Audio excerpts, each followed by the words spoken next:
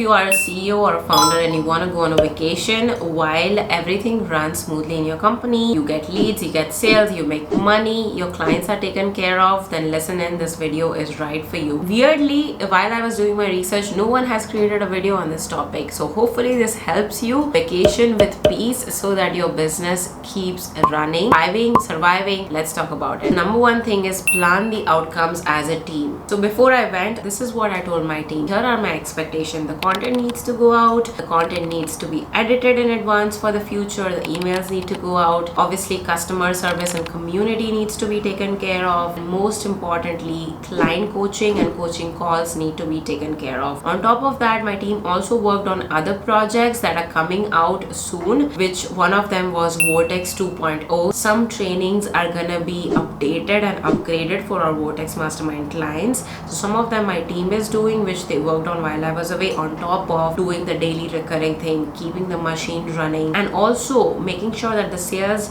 SOP is executed with perfection so that leads and applications are filtered, they are in conversation with them, sales calls are still being done, and sales are still coming in. This is how I was able to take a 10-day vacation without checking my Slack, my work phone, email, social media, anything at all. Here's the most important thing, setting boundaries. I told my team, hey, I want to be completely offline in this trip because it was my 30th birthday, it is a milestone birthday, and before I went on a vacation, I hustled straight for 6 weeks. So I was exhausted and I needed to fill my own cup. So I told them, hey, I wish to be completely offline. Let's define the emergencies. In what case would you need my help? So we defined the emergencies, the worst case scenarios where I would need to come in. And there were only a couple of scenarios where my team needed to reach out to me, and then I told them, this is how you best reach out, this is how I'll be most responsive to you. And it was not on my work channels, it was on my WhatsApp. That is what I use personally. If they want to reach for emergency, they can easily reach over there. Suffice to say, I'm back from the vacation and my team and I did not need to communicate even once. That's what I want to tell you. Define the worst case scenarios. What is the worst thing that is going to happen? Because sometimes your anxiety comes from the unknown and the overwhelm. So if you define already what is the worst thing that is going to happen,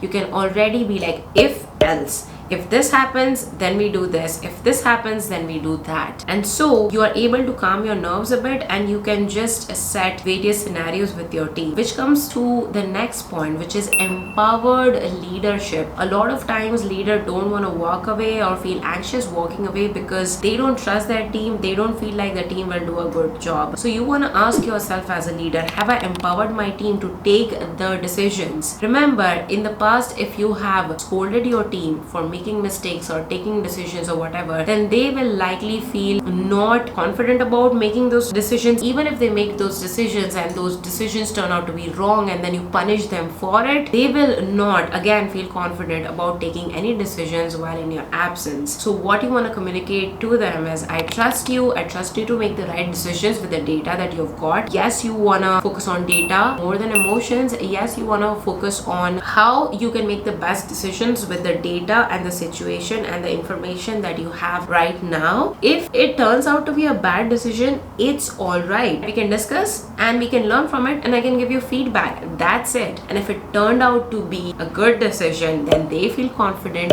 You feel confident as a leader because you empowered them, and it's just a win-win. Aarti, my main team member, while I was away, took some decisions in terms of ads, in terms of the sales process, and she was able to pivot as needed. She was able to troubleshoot problems as needed. And I basically told her, consider this as your business. What decisions would you take if you were running the business? Because I know your team cares a lot about your business as well, especially if you're doing a good job as a leader. So then the question is just about empowering them to do their best, take the best decisions with the information that they've got while you're away, and then not reprimanding them or punishing them or scolding them. Any negative feedback can be given constructively in a way that, hey, we can do do this better because, and then you explain your logic. And I feel like logic trumps everything. You don't have to be emotional about anything, you just need to run your business logically. The fourth thing is create SOPs for everything. In our company, there was a time when we had 5 full-time members apart from me, and now we just have 1 full-time member apart from me and a couple of part-time people. But what I was doing then, I'm still doing it now, which is you need to have an SOP, a standard operating procedure for everything. So we have an SOP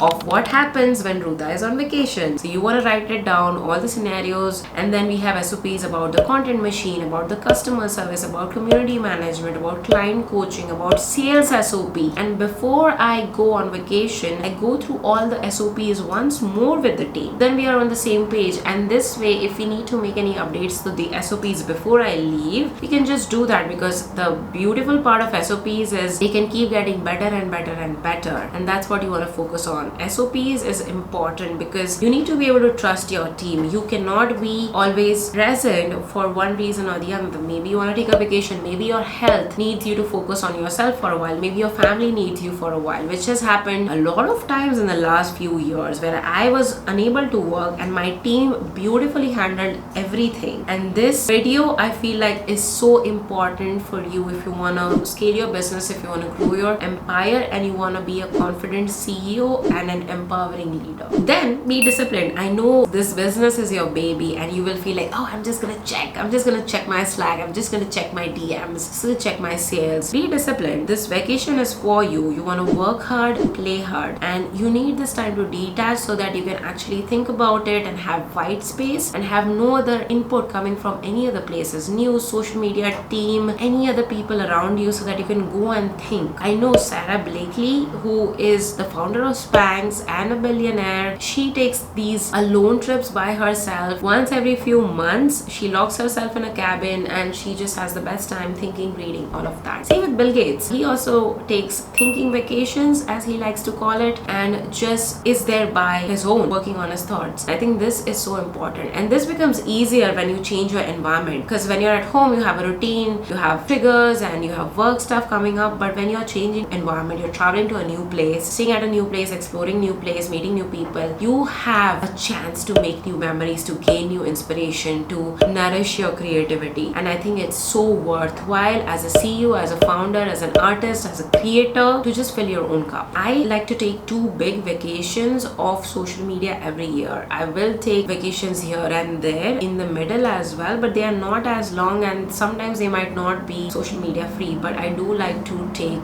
one during my birthday, because I like to see of it as I'm going to reflect back upon my past year, see how it was, and then cast a visualization for my upcoming year. And then I also want to have fun with my loved ones. And the other one is the end of a calendar year, which is December usually. So well, my birthday falls in June, so I think June and December are kind of work well with each other in terms of they are well spaced out. But you don't have to do it like that. You could do like a mid-year check-in as well with yourself, and then end of year check-in where you completely detach and have that quarterly reset. And the main thing is you have to be guilt-free about it. You deserve that vacation, you work super hard. And yeah, if you like this video up until now, make sure you hit the like button, subscribe. Also, let me know in the comments, what question do you have? Do you feel now confident taking a vacation as a CEO? Do you feel like you have struggled to take a vacation in the past? Because I know I did at one point or another. Let me know in the comments. This is Ruta. I'll see you in the next one.